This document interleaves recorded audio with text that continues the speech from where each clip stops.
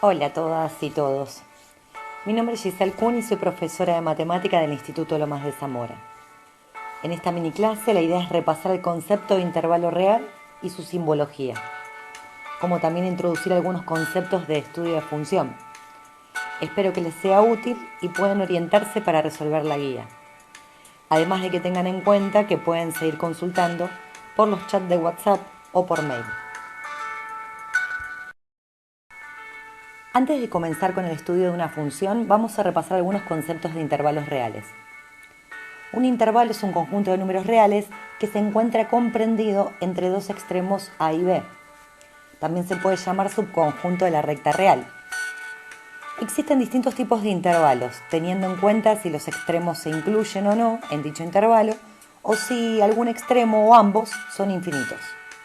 Pero para entender un poquito mejor este concepto, vamos a poner algunos ejemplos y ver cómo son sus símbolos para determinar cada tipo. En el primer ejemplo, supongamos que tenemos todos los valores de x comprendidos entre el 1 y el 5, incluyendo al 1 y al 5. ¿Cómo se representa esto en la recta real? Vamos a marcar todos esos valores entre el 1 y el 5 y vamos a poner un punto cerrado bien marcado para indicar de que esos dos extremos también están incluidos en este conjunto solución. Por otro lado, para escribir el intervalo de valores que toma este término, lo vamos a poner entre corchetes. ¿Por qué entre corchetes? Porque quiero indicar que el 1 y el 5 también están incluidos en este intervalo. Entonces vamos a usar corchetes en el caso de la inclusión de esos valores. En el segundo ejemplo tenemos algo muy similar al primero, pero fíjense que los x están también entre el 1 y el 5, pero esta vez el 1 no está incluido dentro de esos valores, porque no tiene el signo igual. Esto en la recta real lo vamos a simbolizar con un punto abierto. En el 1 punto abierto, que no está incluido, y en el 5 punto cerrado, ya que ese está incluido, y bueno, y marcamos todos los valores infinitos de números que están entre esos dos. Para escribir el intervalo solución de este conjunto de números, vamos a poner al 1 entre paréntesis para indicar que no lo incluyo y el 5 con corchete para indicar que lo estoy incluyendo. En el último ejemplo tengo el conjunto de valores de x mayores o iguales que 4. Entonces, por un lado tenemos un extremo que es el 4 y está incluido, lo voy a indicar en la recta real con un punto cerrado, y voy a marcar todos los valores mayores que él sobre la recta y me voy a dirigir hacia el más infinito. Esto con simbología de intervalo lo vamos a escribir finalmente con el 4, que es el extremo de este intervalo, con corchete para indicar que lo incluyo, y me dirijo hacia el más infinito, que lo voy a poner en paréntesis. Eso es una convención matemática, decir que el infinito positivo o negativo lo voy a poner entre paréntesis.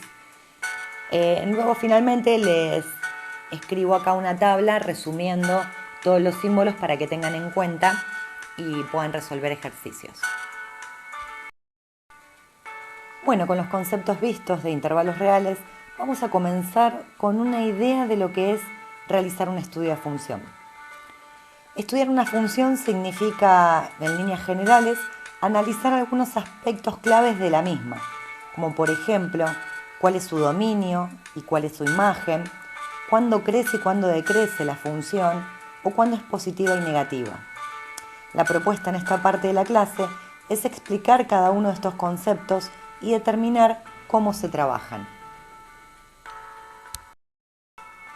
Vamos a definir el concepto de ordenada al origen y raíces de una función. La ordenada al origen es el punto de intersección de la gráfica de una función con el eje y. Se puede observar en el gráfico que si este punto siempre está sobre el eje y, podemos generalizar de que la variable x siempre será 0 para cualquier ordenada, ¿no? En este caso, el valor de la ordenada al origen es 6 y la x, bueno, como dijimos recién, es 0. Las raíces son los puntos de intersección de la gráfica con el eje x. Y podemos observar acá que si estos puntos siempre se encuentran sobre el eje x, la variable y siempre valdrá 0. En este ejemplo, las raíces son menos 6 y 2. ¿Cómo hacemos para hallar analíticamente en la ordenada del origen las raíces? Supongamos que me dan la función y igual a 3 por x más 5. Fácilmente, para hallar la ordenada al origen, lo que yo conozco es que la x vale 0, por lo tanto lo reemplazo en la función. Me quedaría igual a 3 por 0 más 5 y eso me da 5. Esto significa que la gráfica de esta función corta en el eje y a la altura del 5. Para hallar la raíz, tengo la certeza de que la y vale 0, por lo tanto reemplazo en la función quedándome 0 igual a 3 por x más 5, despejando x, el valor me da menos 5 tercios. Es decir, que la raíz de la función o el punto de corte de la función con el eje x es en menos 5 tercios. Definamos ahora el concepto de máximos y mínimos relativos. Una forma sencilla de entender cuando una función alcanza un máximo relativo es ver que a la izquierda de este punto máximo la función crece y a derecha del mismo decrece. Por lo tanto, cuando hay un cambio de crecimiento a decrecimiento, la función alcanza un máximo relativo. Con los mínimos se analiza algo similar, pero esta vez diremos que a izquierda del mínimo una función decrece y a derecha crece. Esto lo podemos observar en el gráfico del ejemplo y de hecho podemos determinar cuál es el máximo y cuál es el mínimo. En este caso hay un máximo en x igual a menos 2 y vale 27. O bien podemos decir que la función alcanza un máximo en el punto menos 2, 27. También podemos observar que hay un mínimo en x igual a 1 y vale 0. ¿Sí? Vale 0 para la y, es el mínimo valor relativo que alcanzó la y. O bien decir que la función alcanza un mínimo en el punto 1, 0.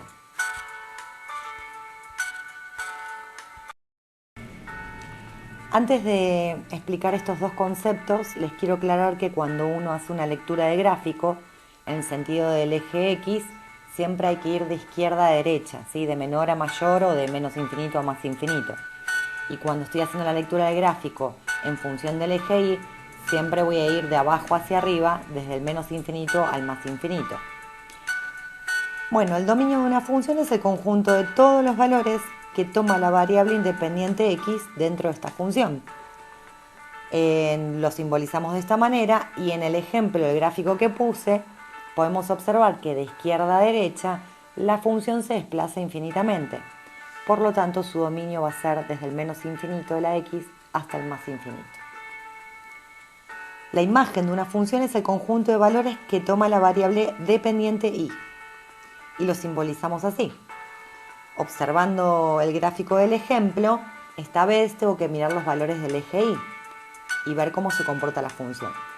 Si miramos, la función sigue hacia el menos infinito de la y sube hacia el más infinito de la y. Por lo tanto, como está marcado acá en naranja en el eje, el conjunto imagen va a ser todos los valores, desde el menos infinito al más infinito. El conjunto de positividad de una función es el conjunto de valores que toma la variable x para los cuales la función o la variable y es positiva. También podemos decir que es el sector del gráfico que se encuentra por encima del eje x. Para indicar esto vamos a poner la c con un más en el exponente, indicando conjunto de positividad, y esto en el ejemplo va a ser igual al intervalo de valores de x que van del menos 3,5 al 1, unión del 1 al más infinito. Al menos 3,5 y al 1 los excluyo de ese conjunto de valores, ya que están sobre el eje. No están ni por encima del eje ni por debajo. El conjunto de negatividad, por otro lado, será el conjunto de valores o el intervalo de valores que toma la variable x para los cuales la y es negativa o el gráfico se encuentra por debajo del eje x. En este ejemplo, el conjunto de negatividad va a ser el intervalo de menos infinito a menos 3,5.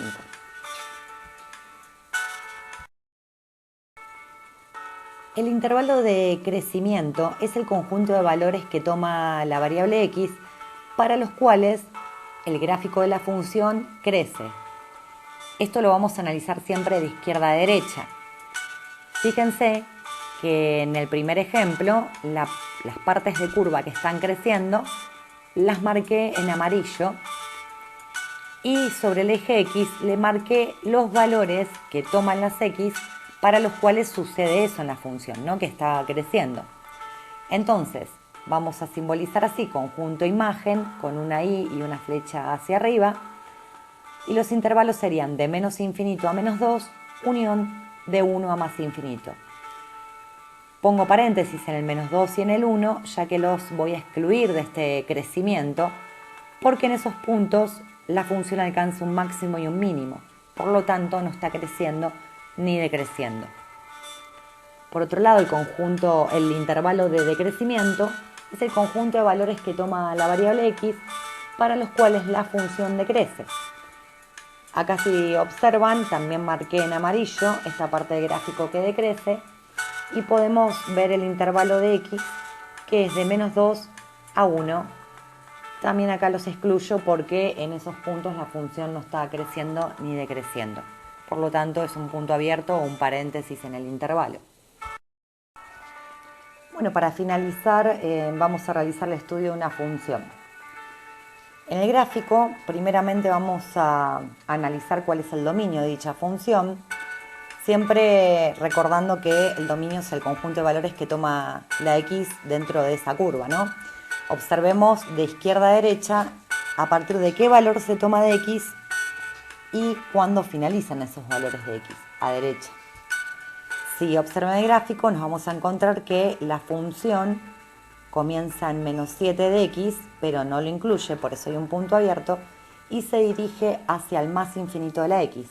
Por lo tanto, escribimos el dominio así. El conjunto imagen, recuerden que es el conjunto de valores que toma la variable y. En este caso voy a analizar piso y techo de la función, o sea, de abajo hacia arriba, cuál es el mínimo valor y el máximo valor que alcanzó la variable y en la gráfica. Fíjense que el valor más bajo que tomó y es el menos 2. Y la función se dirige hacia el más infinito de la y, por lo tanto, vamos a escribir el conjunto imagen de esta forma. El conjunto de positividad, recuerden que es toda la parte del gráfico que está por encima del eje X. Fíjense que entonces vamos a tener como intervalo desde el menos 7 hasta el 3, unión del 6 al más infinito. El conjunto de negatividad es el conjunto de los valores que toma x para los cuales el gráfico se encuentra por debajo del eje x. Me quedó esta porción de gráfico de acá. Entonces, la solución es del 3 al 6.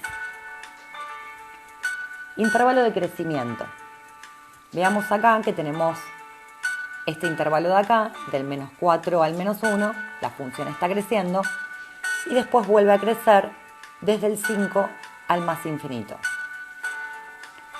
El intervalo de crecimiento va a ser del menos 7 al menos 4, unión del menos 1 al 5. Podemos observar también que hay un máximo en x igual menos 1 y vale 4, ¿no? Y hay dos mínimos, uno en menos 4 de la x y el otro está en 5. Tenemos raíces, o sea, puntos de corte con el eje x, en 3 y en 6, y ordenada al origen en y igual a 3.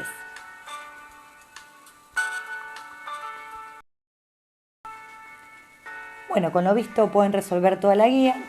Espero que se haya entendido todo y sobre todo que nadie se haya quedado dormido. En cualquier cosa saben que seguimos whatsappeando o nos consultamos por mail. Les mando un abrazo virtual y nos leemos por ahí.